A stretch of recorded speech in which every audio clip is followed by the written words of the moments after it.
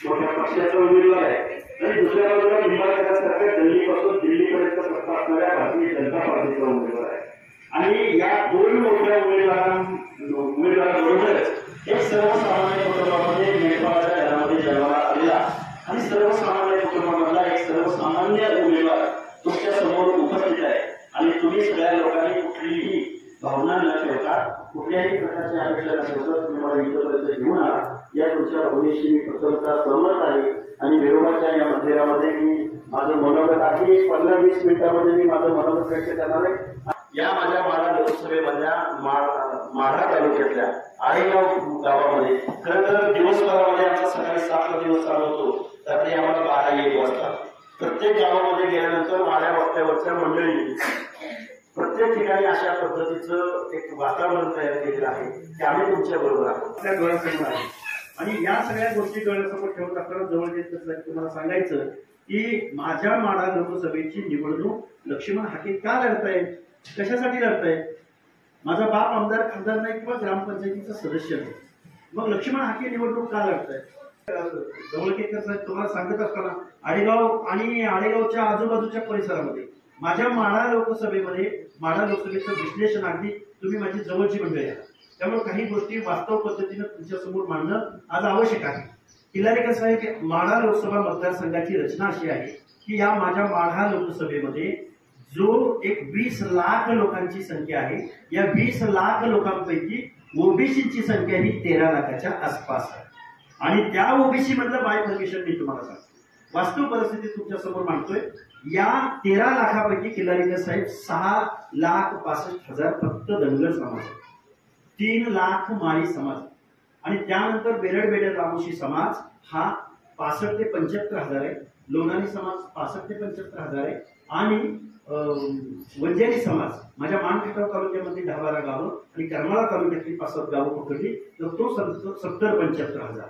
आणि मग माझ्या या माढा लोकसभेमधल्या गावगाड्यामधल्या शहरामधल्या तालुक्याच्या ठिकाणी जो छोटा जो ओबीसी समाज आहे, जो कोण असेल माळी साळी कोळी तेली हक्कर धनगर संगर वंजारी लोणारी, गावगाड्यामधला परीख गुरव बडशी नाभिक सुतार लोहार कुंभार, गावगाड्यामधला बेरड रामोशी, त्याचबरोबर दलित समाज, या सगळ्या लोकांची संख्या पाहायला गेलं तर किल्लारीकर साहेब 13 लाख लोकसंख्या ही माझ्या ओबीसी बीजेएमटी एसबीसीची आहे। आता याच्या पलीकडे जाऊन तुम्हाला सांगतो माझ्या दलित बांधवांची एससी बांधवांची संख्या ही 2 ते 2.5 लाख आहे। म्हणजे माझा माढा लोकसभा मतदारसंघ हा 15 लाखापेक्षा जास्त लोकसंख्या ही तुमची आमच्या लोकांची आहे। पण हे मी तुम्हाला का विश्लेषण सांगितलं साहेब, मी जबाबदारीने हे विश्लेषण यासाठी सांगितलं की माझ्या माढा लोकसभेमध्ये 15 लाखाहून जास्त लोकसंख्या तुमच्या असताना या माढा लोकसभेचं प्रतिनिधित्व कुणी करायला पाहिजे? तुमच्या आमच्या वेदना ज्याला माहिती आहे, तुमचं आमचं दुःख दैन्य दारिद्र्य, तुमच्या आमच्या मुलांची शिक्षणाची पुढची परिस्थिती, तुमच्या आमच्या घरामधला एखादा मुलगा जर शिकायला लागला, एखादा मुलगा 10वी-12वी नंतर शिक्षण घेतलेला मुलगा ज्यावेळी त्याला आपण उच्च शिक्षणासाठी पुण्या मुंबई सारख्या ठिकाणी पाठवतो, त्यावेळी माझ्या या महाराष्ट्रामधल्या ओबीसींना जिल्ह्याच्या ठिकाणी एखादी वसतिगृह उपलब्ध होत नाही। या देशाला स्वातंत्र्य मिळून आज 78 वर्ष पूर्ण झाली। 78 वर्ष पूर्ण झाल्यानंतर गावगाड्यातल्या शेतकऱ्यानं काबाड कष्ट करावं, गावगाड्यातल्या मेंढपाळानं मेंढ्या पशुपालन करावं, गावगाड्यातल्या अनेक माणसांनी काबाड कष्टाची कामं करावीत, गावगाड्यातल्या 70-80% लोकांनी रात्रंदिवस मेहनत करावी। परंतु ही मेहनत केल्यानंतर तुम्ही आम्ही टॅक्सच्या रूपानं, तुम्ही आम्ही या देशाच्या लोकशाहीमध्ये तुम्ही आम्ही सगळेजण टॅक्सच्या रूपानं जीएसटीच्या माध्यमातून जो पैसा गोळा करतो आणि जी महाराष्ट्रामध्ये महाराष्ट्राची तिजोरी मुंबईच्या कायद्याच्या सभागृहात आहे आणि देशाची तिजोरी देशाच्या संसदेमध्ये आहे। ही तिजोरी का म्हणतोय? तुमच्या आमचे टॅक्स रूपाने जे पैसे गोळा झाले त्या पैशाचा विनियोग मात्र या महाराष्ट्रामध्ये या देशामध्ये तुमच्या आमच्या हक्क अधिकार तुमच्या आमचं शिक्षण तुमच्या आमची वसतिगृह तुमच्या आमच्या मुलांना अनुकूल परिस्थिती निर्माण करणं या सगळ्या गोष्टी आजपर्यंत गेल्या 78 वर्षाच्या कालावधीमध्ये या देशात होऊ शकलेल्या नाही। आता राज्य मागासवर्ग आयोगाचा सदस्य म्हणून ज्यावेळी आम्ही काम करत होतो डॉक्टर बाबासाहेब आंबेडकरांनी संविधान ज्यावेळी या देशाला दिलं त्यावेळी डॉक्टर बाबासाहेब आंबेडकर काय म्हणाले होते? डॉक्टर बाबासाहेब आंबेडकर म्हणाले होते की ज्या घरातली महिला चाऱ्याच्या आणि सरपणाच्या शोधार्थ गाव सोडून घर सोडून ज्यावेळी डोंगराच्या कुशीला जाते रानोमाळ जाते त्यावेळी ते घर कधी सुधारलेलं असू शकत नाही। ज्या घरामधली महिला शारीरिक श्रमाचं काम करते ज्या घरामधल्या महिलेला एक अनुकूल वातावरण मिळत नाही ते घर कधी सुधारलेलं असू शकत नाही। आणि मग गेल्या 78 वर्षाच्या कालावधीमध्ये तुमच्या आमच्या भटक्या विमुक्तांच्या लेकीबाळी तुमच्या आमच्या काबाड कष्ट करणाऱ्या शेतकऱ्यांच्या लेकीबाळी त्यांना चांगलं जीवन उपलब्ध होऊ शकलं का याचं उत्तर नाही असं येतं। तुम्ही म्हणाल हाके सर तुम्ही या गोष्टी खूप सांगायला लागला कारण या महाराष्ट्रामध्ये या देशामध्ये बघा गरिबीकडे चाललाय श्रीमंतीकडे चाललाय।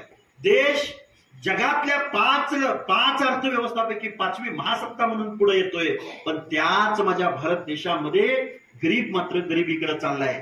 याचं उदाहरण तुम्हाला सांगायचं म्हटलं तर मुंबईमध्ये वर्ली सी लिंक पूर्ण होऊ शकतो मुंबईमध्ये समुद्राचा ठाव घेऊन कोस्टल रोड पूर्ण होऊ शकतो पुण्यासारख्या ठिकाणी मोठमोठ्या शहरामध्ये रस्त्याच्या लेअरवर लेअर टाकून खूप मोठमोठ्या बागा तयार होतात खूप मोठमोठे स्टेशन्स तयार होतात गगनचुंबी इमारती तयार होतात पण माझ्या ग्रामीण भागातल्या शेतकऱ्याच्या शेताच्या बांधावरती एखादी पाण्याची योजना वेळेत पूर्ण होऊ शकत नाही। माझ्या ओबीसी विजयंती मेंढपाळ बंधूच्या मुलांना एखादं वसतिगृह उपलब्ध होऊ शकत नाही तुम्हाला बजेटरी तरतूद होऊ शकत नाही। या माझ्या महाराष्ट्रातल्या 50 ते 60% ओबीसीच्या लोकांना टोटल 100% बजेटपैकी 1% आतमध्ये बजेटरी तरतूद तुम्हाला आम्हाला होती। तुमच्या आमची जात निहाय जनगणना होत नाही तुमच्या आमचं पोरग शिकलं तर त्याला शिक्षक भरती होत नाही तलाठी भरती होत नाही पोलीस भरती होत नाही आणि या सगळ्या भरती ऑनलाईन पद्धतीने होतात आणि त्याचे घोटाळे पुढे येतात। मी हे या गोष्टी तुमच्या समोर का म्हणतोय कारण ग्रामीण भागामधल्या माणसांना तुमचं आमचं प्रतिनिधित्व जर या देशाच्या संसदेमध्ये जाणार नसेल तुमच्या आमच्या व्यथा आणि वेदना माहीत असणारा कार्यकर्ता जर या देशाच्या संसदेत जाणार नसेल तर तुमचे आमचे प्रश्न सुटणार नाहीत। याच्या पलीकडे जाऊन तुम्हाला सांगतो एक आत्ताचे आपले 2 उमेदवार आहेत एक आहेत रणजित सिंह नाईक निंबाळकर गेल्या 5 वर्षाच्या कालावधीमध्ये आपल्या माढा लोकसभेचं प्रतिनिधित्व कुणी केलं तर रणजित सिंह नाईक निंबाळकरांनी केलं। ज्या भारतीय जनता पार्टीची सत्ता गल्लीपासून दिल्लीपर्यंत आहे त्या रणजित सिंह नाईक निंबाळकरांनी आपल्या आडेगावमध्ये किती वेळा आले हात वर करून सांगायचं। असुरक्षिततेची भावना या माझ्या महाराष्ट्रात निर्माण झाली त्यावेळी हा रणजित सिंह नाईक निंबाळकर नावाचा खासदार तुमचा आमचा लोकप्रतिनिधी कधी तुमच्या आमच्या प्रश्नावर बोलला का देशाच्या संसदेत बोलला का याचं उत्तर याचा जाब तुम्ही त्या भाजपच्या आत्ताच्या दुसऱ्यांदा खासदार होऊ इच्छिणाऱ्या माणसाला तुम्ही विचारला पाहिजे। आणि आता दुसरा राहिलेला उमेदवार तो म्हणजे महाविकास आघाडीचा धैर्यशील मोहिते पाटील।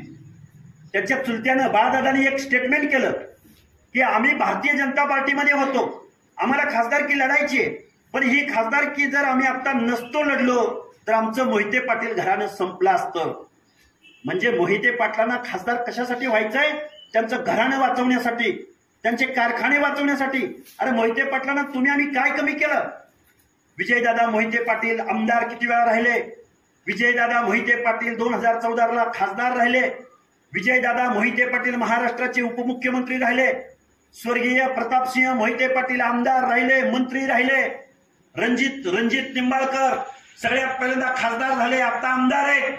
अरे तुमच्या आमच्या गाव गाड्यातल्या तुम्हा आम्हा पोरांचं एखादं लेकरू जर या महाराष्ट्राच्या कायद्याच्या सभागृहात जायचं स्वप्न बघत असेल या देशाच्या संसदेत खासदार म्हणून जायचं स्वप्न बघत असेल आणि या माझ्या माढा लोकसभेमधल्या दर 10 गावापैकी 6 गावामध्ये माझ्या धनगर समाजाची संख्या आहे। मी जातीवरती बोलणं योग्य वाटणार नाही तुम्हाला मला जातीवादी म्हणतात कारण एवढ्या बहुसंख्येनं राहणाऱ्या या समाजाचं प्रतिनिधित्व गेल्या 78 वर्षाच्या कालावधीमध्ये देशाच्या संसदेत जाऊ शकलं नाही। अरे ज्या दिल्लीचं तख्त सुभेदार मल्हारराव होळकरांनी 3 वेळा दिल्लीच्या तख्तावरती 3 बादशहांना बसवण्याचं काम ज्या मल्हारराव होळकरांनी केलं त्या मल्हारराव होळकरांच्या कर्तृत्वाला साजेसा माझ्या या महाराष्ट्राच्या भूमीमधून, फुले शाहू आंबेडकरांच्या भूमीमधून एकही धनगराचा पुत्र त्या देशाच्या संसदेमध्ये पोहोचू शकत नाही, याचा तुम्ही आम्ही कधीतरी आत्मचिंतन करणार आहात की नाही? तुमचा आमचा माणूस या बिरोबा मंदिरामध्ये, मी आता तुमच्या समोर हा डायलॉग साधतोय, या माझ्या माढा लोकसभेमध्ये 10 गावापैकी 6 गावामध्ये धनगरांची संख्या आहे, पण तुम्हाला कधी विचारात घेतलं जात नाही. एखादं गाव गावड्याचं असेल तर त्या गावातली सवाशीण ही गावड्याची असती, गावातलं दैवत हे त्या गावड्याचंच असतं. मग माझ्या माढा लोकसभेमध्ये गावगड्यातल्या 18 पगड जातीची जर संख्या असेल तर या 18 पगड जातीचा अभ्यास असणारा एखादा कार्यकर्ता या देशाच्या संसदेत जर जाणार असेल तर त्याला तुम्ही मतदान करणार का नाही? बांधवांनो, ज्यावेळी तुमच्या आमच्या घरातलं एखादं पोरग भविष्यात राजकारणात आलं, त्यानं थोडंसं अवलोकन केलं, थोडंसं ज्ञान प्राप्त झालं, ते पोरग जर अनालिसिस करायला लागलं, अरे माझ्या मागच्या पिढ्या ही लोक आमदार होत होती, खासदार होत होती, कारखाने काढत होती, दुधाच्या संस्था काढत होती, निवडणुका लढत होती, त्यावेळी आमच्या बापजाद्यांनी यांना फक्त मतदान करण्याचं काम केलं, असा जर इतिहास लिहिला गेला तर मागच्या 78 वर्षात तुमचा एकही प्रतिनिधी या देशाच्या संसदेत जाऊ शकला नाही. आणि आता जर तुम्ही तो प्रयत्न केला नाही तर पुढच्या 78 वर्षाच्या कालावधीमध्ये तुमच्या आमच्या घरातला एखादा माणूस या देशाच्या संसदेत पोहोचू शकणार नाही. लक्ष्मण हाके निवडणुकीला का उभा राहिलाय?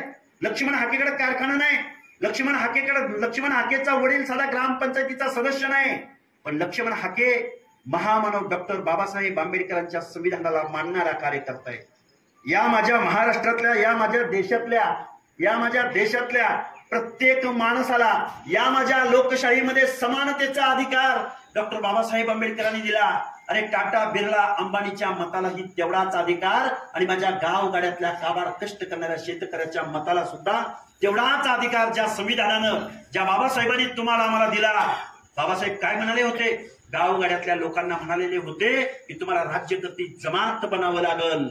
असंच म्हणाले होते का डॉक्टर बाबासाहेब आंबेडकर? तुम्हाला आम्हाला लाख मुलाचा मताचा अधिकार दिला. इथं माझ्या समोर तरुण वर्ग उपस्थित आहे. अरे कधीतरी तुमच्या आमच्या मधला आणि मग धनगर समाजाची अशी परिस्थिती असेल तर गावगाड्यातल्या, मी मगाशी नावं घेतली, एखाद्या बेडर समाजातला एखादा कार्यकर्ता जर भविष्यात म्हणायला लागला की मला या महाराष्ट्राच्या विधानसभेमध्ये आमदार म्हणून निवडून जायचं आहे, मग धनगरांची परिस्थिती ही असेल तर गावगाड्यातल्या छोट्या जातीची काय परिस्थिती असेल? याचं आत्मचिंतन तुम्ही आम्ही कधी करणार आहोत की नाही? अरे किती वेळा तुम्ही निंबाळकरांच्या, मोहित्यांच्या, पवारांच्या, देशमुखांच्या या लोकांच्या रानामध्ये किती वेळा तुम्ही पैऱ्याला जाणार? अरे एकदा तरी त्यांना तुमच्या रानामध्ये पैरा फेडायला बोलवा.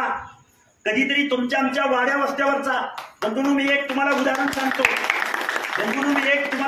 सांगतो, आपली जबाबदारीनं काही गोष्टी तुमच्या समोर मांडतो. हा महाराष्ट्र निर्माण झाला, इथं जुनी बुजुर्ग मंडळी इथं बसलेली आहे. हा महाराष्ट्र निर्माण झाला त्यावेळी यशवंतराव चव्हाणांना या महाराष्ट्रामधल्या एका विचारवंतानं प्रश्न विचारला. दत्तरेव माडखोलकर नावाचा एक साहित्यिक, विचारवंत, पत्रकार होता. त्या माणसानं यशवंतराव चव्हाणांना जवळ घेत साहेब एक प्रश्न विचारला होता की यशवंतरावजी, तुम्ही संयुक्त महाराष्ट्राचा कलश महाराष्ट्रामध्ये आणला, मग हा महाराष्ट्र मराठी माणसांचा होणार का मराठ्यांचा होणार? त्यावेळी यशवंतराव चव्हाण म्हणाले की हा महाराष्ट्र मराठी माणसांचा होणार, या महाराष्ट्रातल्या 18 पगड जातींचा होणार, या महाराष्ट्रातल्या शिवाजी महाराजांच्या रयतेचा होणार. तुमचे आमचे आमदार खासदार किती झाले? तुमचे आमचे कारखाने किती निर्माण झाले? तुम्ही आम्ही इथल्या निर्णय प्रक्रियेत किती प्रमाणात आहोत? तुम्हाला आम्हाला विचारात घेतलं जातं का? माढा लोकसभेची निवडणूक आल्यानंतर 2च नावाची चर्चा, निंबाळकर उभा राहणार का मोहिते पाटील उभा राहणार? अरे कधीतरी तुमच्यातलं एखादं नाव येऊ द्या, एखादा चोपडे पुढे येऊ द्या, एखादा मलमे पुढे येऊ द्या, एखाद्या गावगाड्यातल्या दीनदलिताचं, कार्यकर्त्याचं, एखाद्या हुशार पोराचं, तर या बांड पोराचं, ज्याचं या माढा लोकसभेमधल्या 6 विधानसभा मतदारसंघामध्ये संपर्क आहे, जो या प्रत्येक माणसाच्या भावनेशी समरस होऊन काम करतोय, अशा एखाद्या माणसाचं नाव चर्चेत येतं का? म्हणजे गुलामीत तुम्ही आम्ही काम करतो.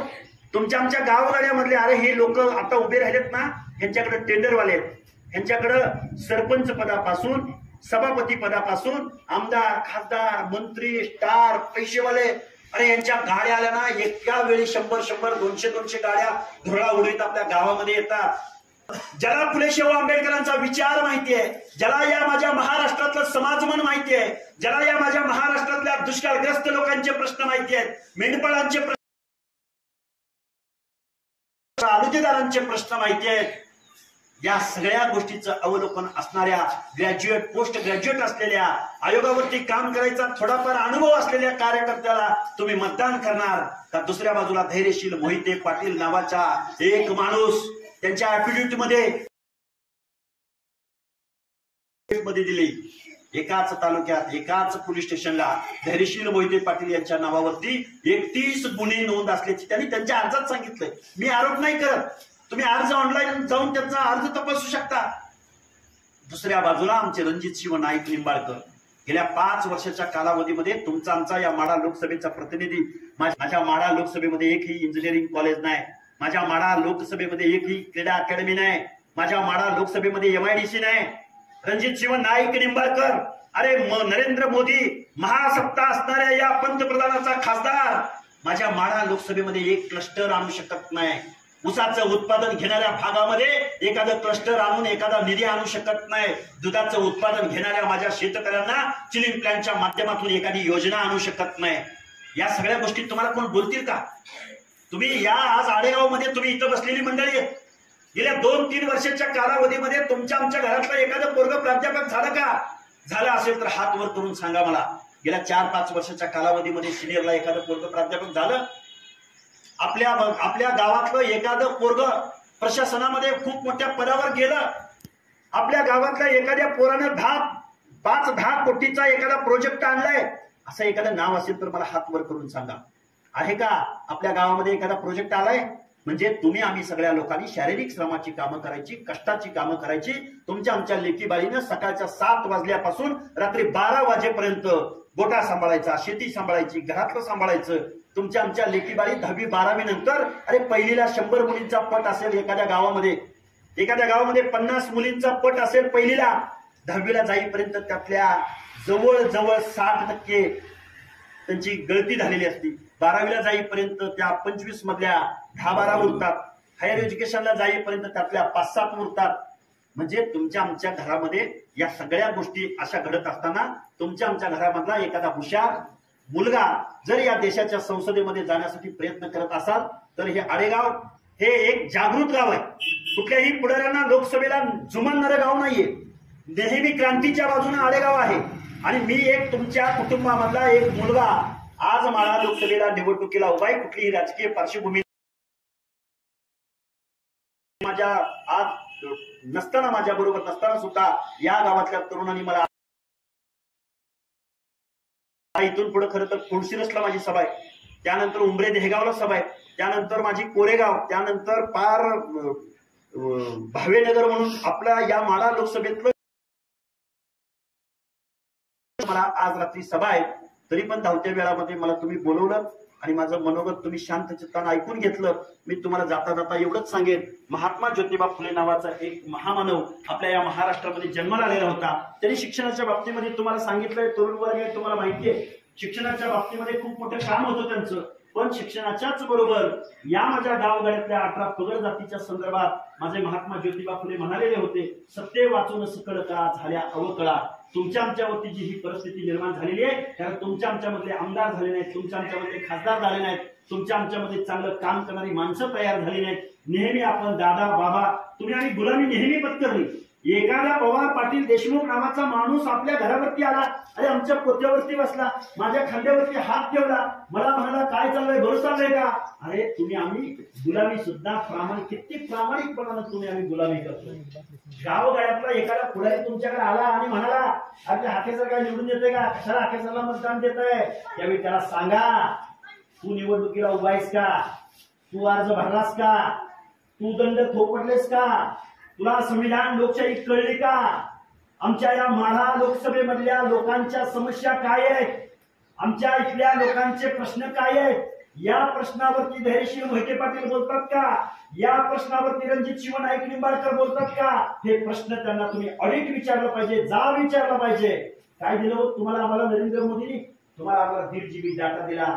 तुमचे आमचे तरुण महिन्याला पैसे भरतात, सॅटेलाइट वर अवकाशात सॅटेलाइट सोडलेत.